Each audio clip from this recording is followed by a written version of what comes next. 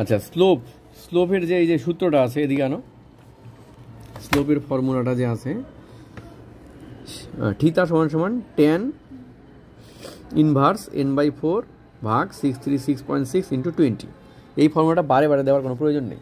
আমরা ক্যালকুলেটারে কী করব, অনেক কয়টা পদ্ধতি আছে। সহজ পদ্ধতি হচ্ছে 636, আচ্ছা আমরা শিফট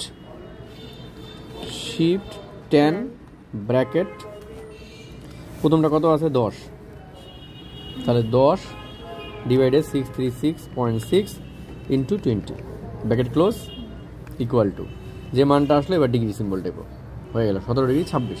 এবার কি নেক্সট আছে 13, তাহলে যা এই রিপ্লে বাটন, এই যে এই 4টা যে বাটন আছে, এটা বাঁ দিকে এটা ডান দিকে, তাহলে আমি ডান দিকে যাই, এই 15 আছে, তাহলে 10-এর পরে এই হচ্ছে 5 লিখলাম, 15 হয়ে গেল ইকুয়াল ডিগ্রি, কমপ্লিট।